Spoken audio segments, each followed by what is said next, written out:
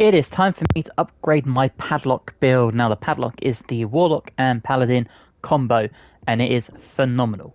This one's going to be a little different than my initial one, but we're also going to utilize certain ways you can make this build even more special. So to start this, we're going to start with Warlock. Reason being is we really want to focus on having those proficiencies. So if we go down here, you'll see we have a bunch of simple proficiencies and a bunch of skills. And the reason we're starting with Warlock is we want to hit level 3 and get our packed weapon ASAP. So, for our spells, we will take Eldritch Blast, obviously, and we will take Bone Chill. Now, Eldritch Blast actually is a spell that scales with your player level, not your Warlock levels. Bear that in mind. We're going to be taking the Fiend, because Armor of Agathis, I think, is amazing. Hex is really nice, and Dark One's Blessing. So when you reduce a hostile creature to 0 hit points, the gift from your patron grants you 5 temporary hit points. So, as stated, for our spells, we're going to have Armor of Agathis, and we're going to... And this is how you want your ability points to be laid out. Now, we are going to be a Paladin, however, we're not going to worry about our strength. In the early levels, you do not want to worry about this stuff at all. We're going to mainly focus on Charisma and Constitution. Now, again, for your early levels, if you do want to focus on Strength or Dex a bit more, and then respec with Withers, you can. But please bear in mind, this is how you want it to be. You want 14 Dex, 16 Constitution, 16 Charisma, and then the rest you can really play with. Okay, at level 2 we are sticking with the Warlock. As I said, we are going to get to level 3. So, for our next spell, we want to take Hellish Rebuke. Now this is an amazing spell. It's a reaction, and it does 2 to 20 fire damage. And for your invocations, of course, we are going with Agonizing Blast. So this means we get to add our Charisma modifier to the damage it deals. So at this stage, it would be a +3. And we're going to take Repelling Blast. So this means when you can push them away 4.5 meters. And here we are, Warlock level 3. At this point, I would take Darkness personally. This will come into play a little bit later on in the build. And we get our Pact Boon, and this is what we've been waiting for. We're, of course, going to take Pact to the Blade. So you can summon Pact Weapon, or bind the one you're wielding, making it magical. Pact Weapons use the wielder's spellcasting ability modifier, instead of Strength or Dexterity. This is why we don't need to worry about Strength. Dexterity obviously will play a part in your AC and Initiative, but we really just want to focus on Charisma, buff that up, and get the highest amount possible for our weapon attacks. Okay, level 4, we're going to stick with the Warlock again. This introduces us to our first feat. Before that though, we will take Friends. You can really pick anything here. Minor Illusion's another good option. Really depends on your playstyle and how you want to play things. And for a spell here, I would take Mirror Image. This will just bump your AC up by 9, which will gradually reduce by 3 for every hit you take. But very good spell early on to really tank yourself up a little bit. And for our feat, we're going to do the ASI improvement, and we're going to bump our Charisma up to 18. And at level 5, we have our Deepened Pact. So this means, as a Pact of the Blade, we gain an extra attack with our weapon pact. And for a spell, we are taking the Hunger of Hadar, which, as I stated in one of my previous videos, is in my top 10 spells for Baldur's Gate 3. And for an invocation, we would like to take Devil's Sight. This plays into darkness, which means we can throw up some darkness, and we can just smite people that can't see or hit us. Devil's Sight basically allows you to see through magical and non-magical darkness up to 24 meters, and it is so good at just throwing up a spell of darkness and then just smacking people as hard as you can. Okay, at level 6 is where we start to dip into our Paladin, and we are going to do the Oath of Vengeance. We get Inquisitor's Might. Your and allies' weapon attacks do an additional 4 radiant damage and can daze enemies for 1 turn. At level 7, we once again stick with our Paladin, and we would like to take Defense. You gain a +1 armor. You gain a +1 bonus to armor class while wearing armor.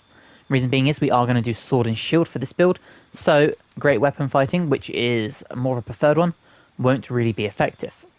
For your spells, we are going to take Searing Smite, we're going to take Thunderous Smite, we're going to take Divine Favor, we're going to take Wrathful Smite, we're going to take Cure Wounds, and we're going to take Compel Duel. Cure Wounds and Compel Duel are just 2 little utility spells we can use. The rest are all smites, basically, so we've got options for if we come up to an enemy that is weak to a fire or to a lightning, or thunder I should say, then we have the option of changing our smites up so it's not just in damage. Okay, we are level 8 overall, and we're going to stick with the Paladin. This takes us to level 3, and for our next spell, Command is phenomenal. I think this is a very good spell, especially if you can get enemies to just drop their weapon. It's so good. And at Paladin level 4, we get our next choice of options, and that is in terms of a feat. Now, you could bump your Charisma up to 20 if you choose to. I personally here would take Savage Attacker. This will allow us to do the maximum amount of damage with our hits as possible, and since we do have extra attacks, the more damage we can deal, I think, is a little bit better than just an extra +1 to our Charisma. And based on the items I'm going to use and recommend, we'll get that extra bonus anyway. So for me, Savage Attacker is really the way forward here. And for a spell at this point, you can really take anything. We'll just take Bless. Okay, we're now Paladin level 5. We have another extra attack. We have access to level 2 spells. And for this one, I would take rid of Shield of Faith, and I would take Branding Smite. This will stop enemies from turning invisible, and this can be a lifesaver on some enemies. And for the last 2 levels, we're going to go back to Warlock. So at Warlock level 6, we have unlocked Dark One's Own Luck. This adds a D10 to our ability check. We also have the option of another spell, and you can really pick anything you fancy. Fireball is a great option. I would try to avoid things like Counterspell. We want to save as many of our spell slots as possible for the enemies and for our smites. So I would take something like a Fireball. And we are Warlock level 7. We now have a new spell as well, and this gives us access to a 4th level spell, which is why we've gone 7 Warlock instead of Paladin. For this, again, you can really take anything. Blight is a good option. Banishment is a good option. It really depends on the playstyle you want. And for your Eldritch Invocation, I would take Fiendish Vigor. This allows you to cast False Life on yourself without expending a spell slot, which means as soon as you have long rested, you can cast False Life and just gain an extra 7 hit points. Not bad at all. Okay, so that is our build, just summed up. Now let's check out some items. I've been through and there's a few key things I would pick. There are of course other items you could take, but this is just a few of the ones that I have selected for this build. First up is Birthright. Now this is a very rare hat found in Act 3, and this allows you to have a +2 to Charisma, hence why we chose to take Savage Attacker instead of bumping our Charisma up to 20, because I was going to take this hat. Your other option, there are a few things, but things like the Helm of Baldur stand out. Again, it really depends on how you want to play the game, but I think Birthright is the only sensible option to take. When it comes to armor, again, you can really pick any option you want. I've just gone with basic armor just to show off how defensive this class can be. There are going to be other armors out there that are going to do so much better. Just please bear in mind, you cannot wear heavy armor because you are not proficient with it. For gloves, I really like the gloves of the Growling Undergod. The wearer gains advantage on melee attack rolls while surrounded by 2 or more foes. And if your Paladin Warlock is going to be your main tank or DPS character, you can really put them in a position where you can get this. And obviously more advantage, higher damage, higher smite damage, it all just counteracts and plays within itself. Okay, for rings, I would take the Ring of Regeneration. So combat regeneration, at the beginning of your turn, it activates and heals you for 1d4. Again, this is a great ring for a tank. This is an Act 3 item though, please bear in mind. With the Killer's Sweetheart, this can be found in Act 2. And when you kill an enemy, you gain Executioner, which means your next attack roll is a guaranteed critical hit. It only lasts once per long rest, but if you're in a big boss fight and you kill a minion with this character, you can again hit the boss with a big critical, throw in your smites, and you will do amazing damage. For your shields, honestly, I would take shields that just bump your AC up as high as possible.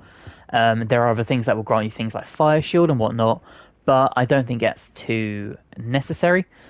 Because we're mainly focused on our smites and stuff, really any shield to just keep you in the fight, I think is what you need. Now for a sword, there are 2 that stand out to me, because we are using one-handed weapons. The first one is the Blackguard Sword, and this is what I will be using. So, this has Dazing Smite.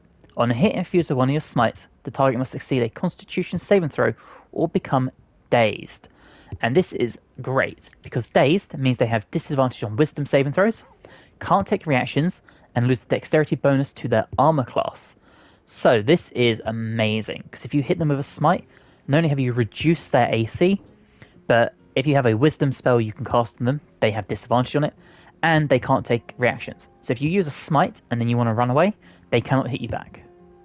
It also gives you a +2 bonus to attack rolls and +2 damage. For me, another solid option would be the Flail of Ages. The only reason being is you can change the damage type it does. So you can choose for it to do either acid, cold, or burning. And I think this is a really versatile weapon that allows you to tap in to whatever your enemies are vulnerable to. Now that is just a few other items. You can of course check the Baldur's Gate wiki, and I'm sure if there's other items, please let people know in the comments below. These are just some of the ones that I found that I think make this build really fun. So we're going to go find some combat and we're going to see how this works. Okay, so before we start the fight, there are a few things we need to do. Number one, bind our packed weapon. This now means this is now linked to our charisma, which is perfect. The other thing we need to do is we need to use our Eldritch Invocation to cast False Life on ourselves. And as you can see, we've now gone from 104 hit points to 111. Just another little way for you to top up your health and do some big damage. So, let's go pick a fight and we'll show you just how powerful this can be. Okay, so here we are in the fight. Now, the first thing we're going to do, as I said, is we're going to cast Darkness. Just like that. Now, this is a concentration, so if we get hit, we will lose it. But the benefit of this is that the enemies cannot see us. But we have Devil Sight, so we can see them. Now, unfortunately, this has used our actions, so bear that in mind. This is a one-turn setup, but that does allow us to then move into positions, get the enemies ready. So if we just stand here, we'll wait until our next turn.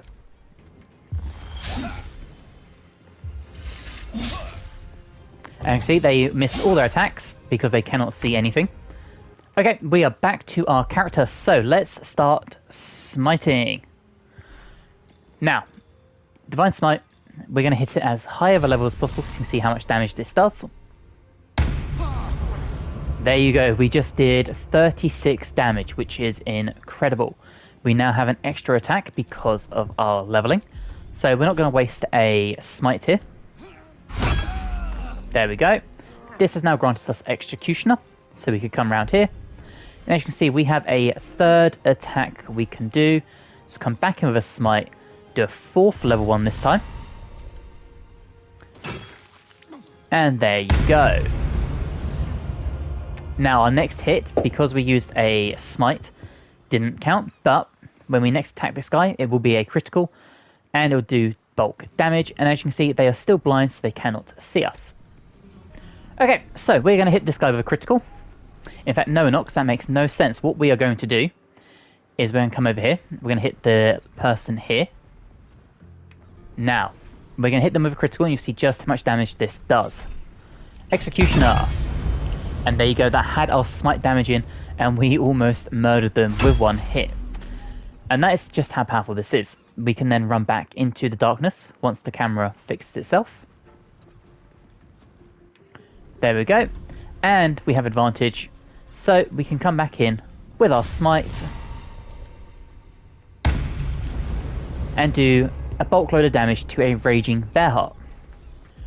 Okay, so we're back to our turn, and let's just show off a few other things this build is good at. So let's come up here, and we're going to Eldritch Blast the lovely chap here. And thanks to Repelling Blast and all the damage we dealt, we threw them off the chasm from around here. So as you can see, we just threw them all the way off there into the ravine. Now, not only is this build good for the melee aspect of it, but it also does things like that, where you can repel people off of ledges and end the fight much quicker. We would have had to hit them maybe 1 or 2 hits. Instead, we got a little closer, got a good advantage, hit them with some Eldritch Blast, blew them off the edge, and job done. There's now one enemy left. And there you go again, 2 hits, 2 misses. Because we are such a big DPS but also tanky character, we're just hitting hard, tanking amazingly, and we're about to just wipe this guy out. Because we once again can come in here with a Divine Smite. A big critical hit, we just did an insane amount of damage. We've dazed him as well. We can then come back in with another Divine Smite. And there you go. We also activated Dark One's Blessing, so now once again we have 12 temporary hit points. So not only did we actually not dip into our health pool at all, we finished the fight with more health than we started with. This didn't even trigger the Arena Regeneration, nothing like that. All thanks to the darkness. Now the other benefit is, we have no Divine Smites left because we don't have the spell slots. However, if we now short rest, Enough to keep us going. because we are a Warlock, we now have Divine Smites left. In fact, we actually have level 4 Divine Smites available. That tells you everything you need to know about how powerful this build is, and you don't need to long rest to get your smites and stuff back. If you have enjoyed, please let me know what you think in the comments below. If there's anything you would change, let me know. Again, any tips for items or equipment, pop them down below as well. If you enjoyed, please drop the episode a like, and hopefully I will see you guys in the next one. Bye guys!